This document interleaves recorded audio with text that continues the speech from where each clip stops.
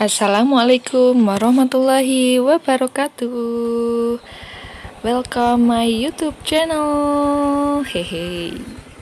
Apa kabar teman-teman semua? Semoga dalam keadaan sehat ya. Oh ya, di videoku kali ini aku mau nge-review rumah minimalis aku ya. Hehe. Ini konten yang beda dari video aku yang sebelum-sebelumnya. Kalau yang sebelumnya kan aku nge-review kayak tempat wisata atau ke tempat-tempat yang rekomen gitu. Baik, untuk kali ini aku nge-review rumah mungilku karena aku sedang dalam tahap pembangunan rumah. Ya sederhana aja ya. Ya ada rezeki sedikit ya buat bangun rumah kecil-kecilan ini. Nah, rumah aku ini bersebelahan dengan rumah ibu dari suami aku. Oke, ikutin video aku kali ini ya. Jangan di skip-skip. Nah, ini aku mau video mulai dari hari pertama pembangunan sampai sekarang ini, yaitu sekitar hampir 1 bulan ya. Nah, bisa kita lihat dari mulai penggalian sampai ini mau buat pondasi.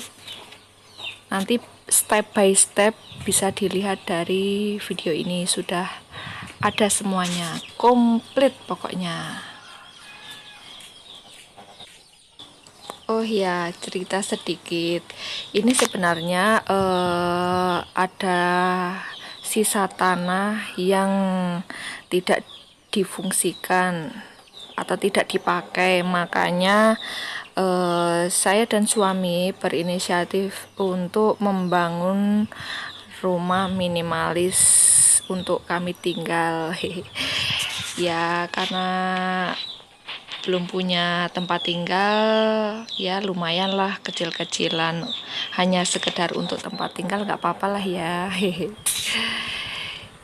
Just kita lihat ini sudah mulai jadi pondasinya. Ini dari depan sampai ke belakang, tapi yang paling belakang belum, sama yang ini tengah ini juga belum. Ya pelan-pelan ya, karena memang tukangnya satu dan yang bantuin satu, jadi totalnya 2 pekerja. Nah, dari video ini kita bisa lihat progresnya dari hari ke hari. Menurut kalian gimana untuk 2 pekerja pembangunan atau tukang, untuk dari hari ke hari seperti ini, progresnya itu menurut kalian cepat, sedang, atau pelan? Komen-komen ya di bawah. Hehe. Untuk pembangunan rumah ini banyak sekali ya step by stepnya. Hehe. Ini sih karena pengalaman pertama ya, bangun rumah, jadi benar-benar lihat langsung prosesnya. Ternyata ya serumit ini. Saya kira sih cepat gitu, enggak harus ini itu, ternyata masih banyak step by step yang harus benar-benar teliti, harus ini itu. Ya pengalaman perdana sih ini, ya sangat menantang sih, sangat menarik Setelah mengikuti prosesnya sampai berdirinya rumah ini, jadi bisa disimpulkan kalau ternyata menjadi seorang tukang itu tidak mudah ya teman-teman, sangat sulit, harus benar-benar ada perhitungannya, harus teliti, harus telaten. Aduh, gak kebayang gimana rumitnya, gimana capeknya. Ya memang terbayar sih semua itu.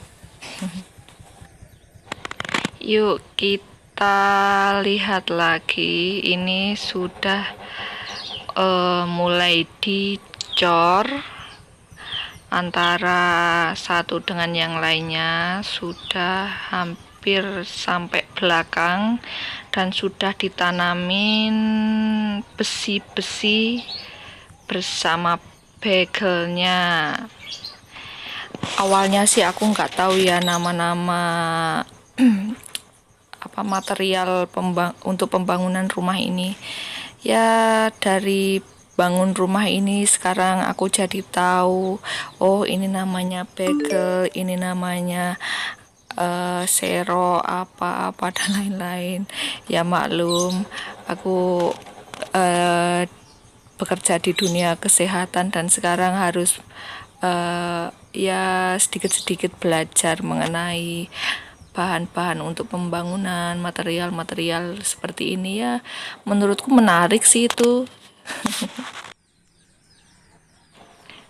Nah ini untuk bagian tengahnya sudah mulai diratakan dari bekas tanah yang digali. Nah itu diratakan, kemudian ini bagian pinggir sudah mulai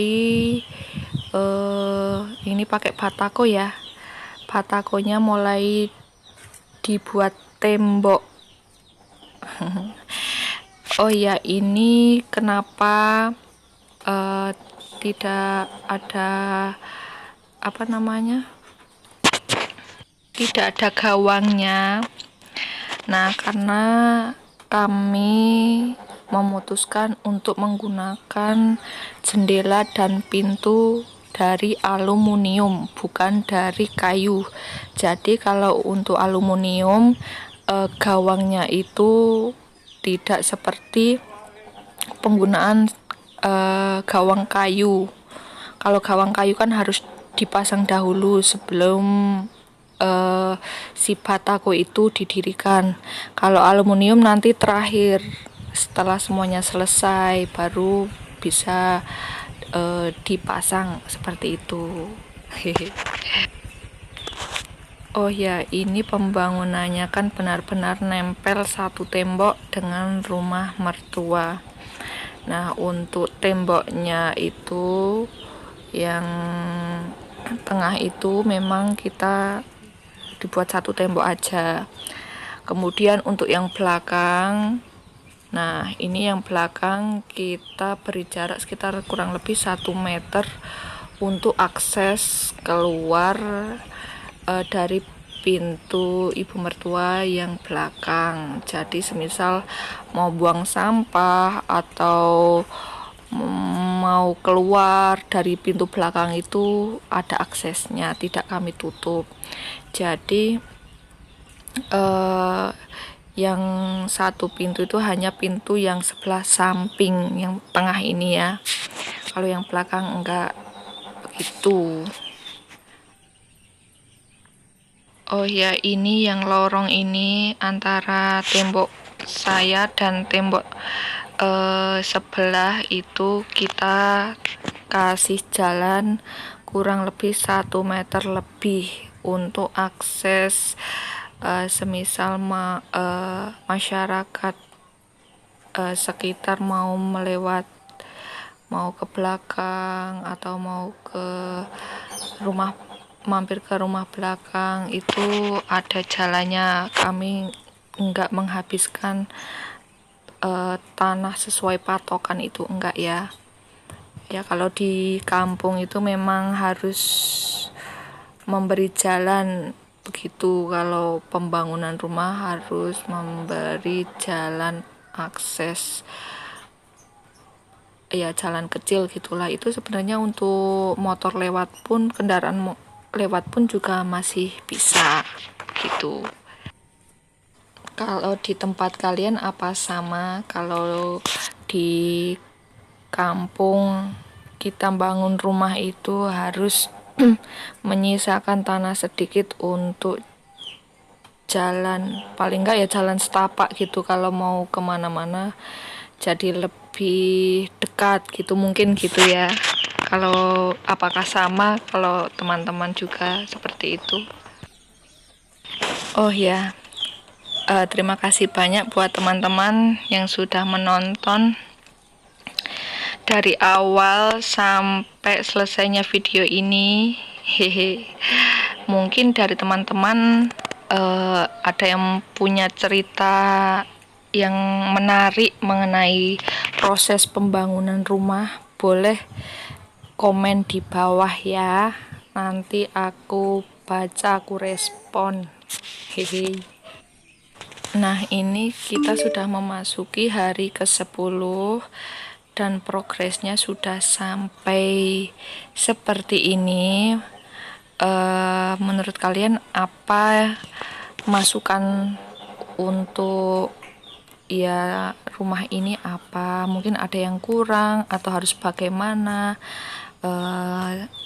Boleh masukannya, nanti saya baca komen-komenannya teman-teman ya. Untuk pengalaman, bisa jadi pengalaman teman-teman, jadi ngasih masukan ke saya juga itu bagus.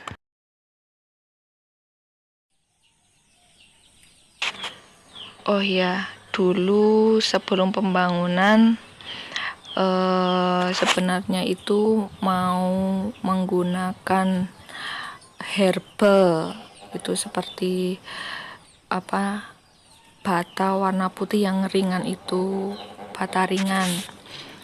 Tapi karena ya masukan dari bapak tukangnya mending pakai batako, ya kami mengikuti saja mana yang terbaik. Kalau menurut teman-teman mending pakai batako atau pakai herbal ya? Mungkin ada masukan atau punya pengalaman tersendiri dari teman-teman, yuk sharing di kolom komentar ya. Rumah ini terdiri dari satu pintu depan, satu pintu belakang, satu jendela, dan itu jendela kamar, dan jendela depan itu double atau gandeng gitu loh. Jadi totalnya jendelanya itu 3, pintunya 2. Kalau yang pintu belakang itu sebenarnya kan rekomendasinya gimana kalau kasih jendela, tapi aku bilang nggak usah aja. Kalau yang belakang itu di pintunya dijadikan 2 itu loh, yang atas bawah, yang semisal yang atas bisa dibuka, yang bawah bisa ditutup gitu, itu loh yang terpisah itu. Tapi yang masih satu pintu, aku pilihnya yang seperti itu. Apa ya nyebutnya, susah. Pokoknya yang seperti itu yang aku maksud, yang bisa dibelah 2 itu apa ya. Ya seperti itu. Kalau yang pintu depan pintu biasa, kalau yang belakang yang potongan itu, yang atas bawah itu. Semisal kalau waktu masak itu biar yang atas bisa dibuka, sirkulasi udara juga bisa masuk. Jadi nggak terlalu banyak memakan jendela kalau aku pikir kayak gitu. Karena ya budget terbatas, jadi ya gimana caranya kita putar otak supaya semuanya terjangkau dan bisa terrealisasi gitu. Pengalaman pertama bangun rumah di pernikahan aku yang mau ke 4 tahun ini sangat-sangat luar biasa. Pengalaman yang sangat menarik, menantang, mengejutkan, ya seneng, ya sedih, ya susah, ya pokoknya campur aduk. Tapi banyak happy-nya karena ya akhirnya momen yang ditunggu-tunggu itu akhirnya datang juga, yaitu mempunyai rumah impian, rumah kecil-kecilan, rumah minimalis ya dengan budget semampunya, ya budget apa adanya. Ya aku bersyukur banget, alhamdulillah bisa sampai di titik ini sangat luar biasa bahagianya. Ya semoga rumah ini ya mendapat keberkahan ya, amin. Dan semoga ada rezeki lagi dan bisa melanjutkan untuk pembangunan ini, bisa mempercantik rumahnya, bisa melengkapi rumah ini menjadi rumah yang bisa layak huni, bisa layak untuk ditempati juga gitu. Semoga juga untuk teman-teman yang masih berjuang punya rumah sendiri, semoga juga dipermudah jalannya, dimudahkan rezekinya, dimudahkan urusannya. Dan semoga dalam waktu dekat bisa menyusul mempunyai rumah impian kalian, rumah ketenangan, rumah kedamaian untuk keluarga kecil teman-teman semuanya. Amin. Rumah ini walaupun rumah minimalis, yang penting kita tidak numpang di orang lain. Ya lebih damai-damainya itu, lebih tenang, lebih bahagia itu memang di rumah sendiri kan ya. Ya alhamdulillah sekali akhirnya ya punya rumah sendiri, ya walaupun kecil-kecilan tidak masalah.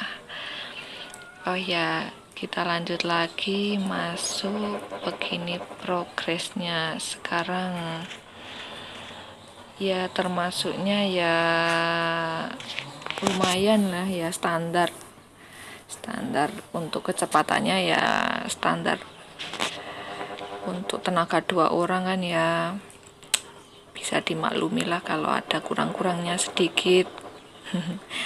Yang sempurna hanya milik Allah semata. Untuk desain dari rumah ini kami searching di Google dan melihat referensi-referensi gitu di YouTube. Kemudian untuk yang depan itu kita punya gambaran di YouTube, kemudian kita screenshot, kita lihatkan ke bapak tukangnya seperti ini, akhirnya dibangunkan seperti sesuai yang digambar itu. Dan untuk ruangan, setiap ruangan itu masukan dari adiknya bapak mertua, itu dia kasih saran untuk dibuat 3 ruangan kayak gitu. Yang pertama ruang tamu, yang tengah kamar, dan yang belakang itu untuk dapur dan kamar mandi gitu. Dan untuk jalan dari pintu belakang dari rumah mertua dan dikasih jarak 1 meter itu untuk jalan keluar, akses keluar, itu juga masukan dari adiknya bapak mertua. begitu. Jadi untuk pembangunan rumah ini itu banyak masukan dari pihak-pihak keluarga, dari suami. Ya alhamdulillah masih ada yang ngasih masukan, yang peduli, yang menyarankan seperti ini seperti itu. Kemudian kami memusyawarahkan masukan-masukan dari beliau-beliau, dan kalau kami pikir itu ide yang bagus, kami akan realisasikan itu sesuai masukan dari beliau-beliau begitu. Dan untuk desain-desain seperti kayak apa, sirkulasi udara itu, apa ya, lubang sirkulasi udara itu memang dari bapak tukangnya. Menyarankan untuk di dapur dikasih berapa begitu, itu bapak tukangnya. Dan menyarankan untuk di kamar mandinya dikasih itu apa ya namanya, kayak loster yang kaca itu ya, supaya tidak gelap waktu mati lampu seperti itu. Ya nggak apa-apa, itu masukan yang bagus. Akhirnya kita realisasikan, kita ACC, kita beli itu loster kacanya. Dan untuk loster yang lubang angin itu aku pilih sendiri. Aku nyari di Google sih, nyari yang kira-kira yang cocok apa ya. Oh ternyata yang itu, yang kayak persegi panjang itu, yang agak panjang itu, bukan yang kotak. Nanti kalau yang kotak nanti udah biasa kan, pengen cari sensasi yang beda begitu. Kalau pernak-pernik dari rumah itu sebenarnya sesuai dari si pemilik aja kali ya. Selera masing-masing orang itu kan berbeda. Kadang si A bilang bagus, kadang si B bilang biasa aja. Ya begitulah, namanya aja pendapat. Pendapat orang itu beda-beda. Ya aku memilih desain aku yang seperti ini, pakai itu, ya sesuai keinginan aku, karena dari aku yang bangun gitu. Oh ya, ini di setiap seperti jendela dan pintu di atasnya itu dikasih topi-topi supaya kalau ketika hujan tidak langsung jatuh ke pintunya, dia masih ketolong sama topinya itu kata bapak tukangnya seperti itu. Ya itu dia bagus sih, masukan yang bagus buat aku. Ya banyak sih masukan-masukan dari rumah ini, karena memang masih belum ada pengalaman, jadi ya masih banyak masukan dari orang-orang terdekat gitu. Oh ya, menurut teman-teman, apakah setelah melihat video ini sampai selesai, apakah rumah ini itu sudah cukup bagus, cukup baik, cukup menarik, cukup pokoknya, atau masih ada yang kurang atau bagaimana?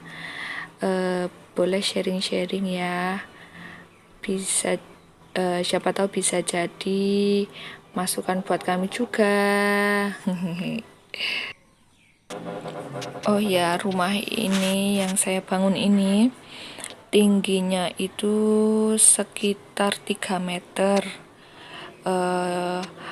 Kenapa tinggi sekali? Karena rencana kami itu kan besok mau di plafon, jadi paling enggak tingginya itu 3 meter, karena itu kan pakai galvalum, itu seperti seng yang tebal itu loh. Jadi kalau enggak di plafon itu nanti panas, dan kalau ketika hujan itu berisik gitu loh.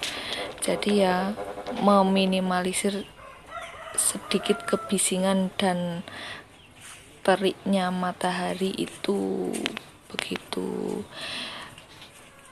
Rencananya sebelumnya sih tingginya sekitar 2 meteran lebih, tapi setelah bapak tukangnya mungkin memikirkan semua itu ya, terus berubah pikiran, terus bilang kalau tingginya itu di 3 meteran begitu.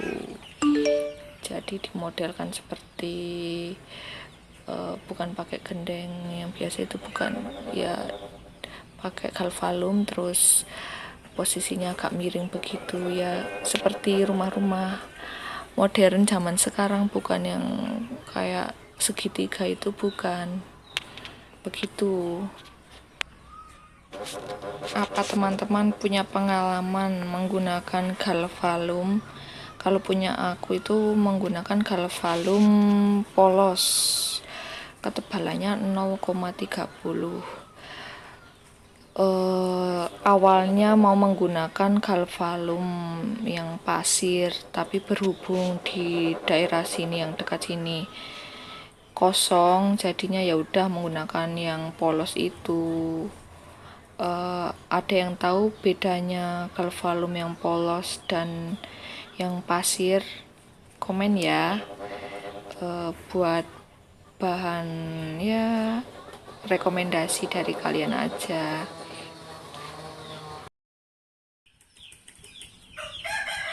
Nah, ini sudah memasuki hari ke-21.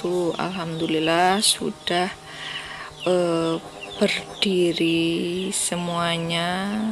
Hehe. Sudah hampir selesai ini. Selesai nemboknya maksudnya. Nanti tinggal dipasang atapnya. Oh, ini udah dicor atasnya, berarti ini udah selesai ya. Wah, bentar lagi ya, hehe. Ini udah sampai belakang juga. Oke, baiklah.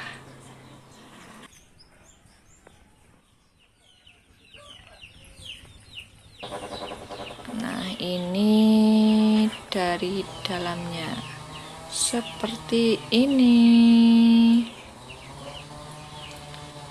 Lumayan rapi ya pembangunannya ya. Maksudnya benar-benar bagus, rapi sekali. Oh iya, jendela kamar ini kenapa dia di pinggir? Karena kalau dia di tengah itu nanti ketika kita mau menghampiri jendela itu kita harus menginjak kasur atau tempat tidur dulu, jadi tidak efisien kalau ditaruh di tengah. Masukan dari bapak tukangnya itu untuk jendela kamar di sebelah pinggir begitu. Untuk rumah minimalis itu terdiri dari 3 sekat, itu worth it enggak sih menurut teman-teman? Apa perlu ditambah lagi atau bagaimana? Mungkin ada yang bisa kasih masukan, atau memang bagus seperti itu udah cukup. Oh iya, di video ini ada beberapa hari yang aku skip ya, karena progresnya hampir sama, jadi aku skip aja biar nggak terlalu panjang durasinya. Hehe. Aku lupa nih nggak nyebutin ukuran dari pembangunan rumah ini. Nah, rumah ini itu ukurannya itu 3,5 kali 12 meter ya teman-teman. Ya cukuplah kalau untuk 3 orang, aku, suami, dan anakku. Ukuran segitu menurut teman-teman apakah terlalu kecil, sedang, atau besar? Kalau besar enggak kali ya. soalnya ukurannya memang 3,5 kali 12. Kalau panjangnya memang lumayan panjang, cuman untuk lebarnya itu ya sangat minim ya, tapi masih terlihat cukup luas kok, ya nggak sempit-sempit amat sih. Ya, semoga aja dalam waktu dekat ada rezeki lagi bisa melanjutkan rumah ini. Ya, biar enggak terlalu lama prosesnya dan bisa cepat selesai, terus bisa juga cepat ditempati. Lokasi rumahku ini berada di Imogiri, Bantul, Yogyakarta ya. Apa teman-teman punya sanak saudara daerah sini, atau mungkin teman-teman rumahnya daerah Imogiri juga. Hehe. View di sekitar rumah aku itu pemandangannya masih asri. Kalau di kiri kanan sih udah rumah ya, kiri kanan. Kalau belakangnya itu ada satu rumah, kemudian depannya lagi itu, belakangnya lagi itu pemakaman kampung sini. Jadinya rumahku ini bisa dikatakan belakangnya itu makam. Terus untuk yang depan itu view-nya masih persawahan, sawah-sawah gitu, sama bukit-bukit tebing kayak gitu. Ya lumayan lah buat hiburan, cuci-cuci mata. Hehe. Kalau penat seharian urus rumah, urus anak kan, bisa ke depan rumah biar plong gitu, enggak terlalu penat. Hehe. Di dekat sini juga untuk area tempat wisata masih banyak, karena di sini view-nya itu masih bagus, view penghijauan, kayak tebing-tebing, sawah itu masih banyak. Bisa dilihat di vlogku sebelumnya, di scroll ke bawah itu nanti ada namanya tempat wisata Sri Keminut. Itu juga nggak jauh dari sini tempatnya. Itu bagus banget, kayaknya kayak surganya tempat wisata itu kali ya. Bagus banget pemandangannya. Wah, coba teman-teman ke sana deh. Wah, pasti ketagihan karena view-nya yang mantul. Di sini juga untuk wisata pantai juga dekat, sekitar 15-17 kilo dari rumah. Ya sangat dekat kalau bisa dikatakan seperti itu, nggak jauh amat sih. Makanya setiap minggu sering banget ke pantai. Oke, sekian dulu vlogku kali ini. Terima kasih yang sudah nonton. Jangan lupa ya like, komen, dan subscribe biar aku tambah semangat lagi buat konten-konten menarik.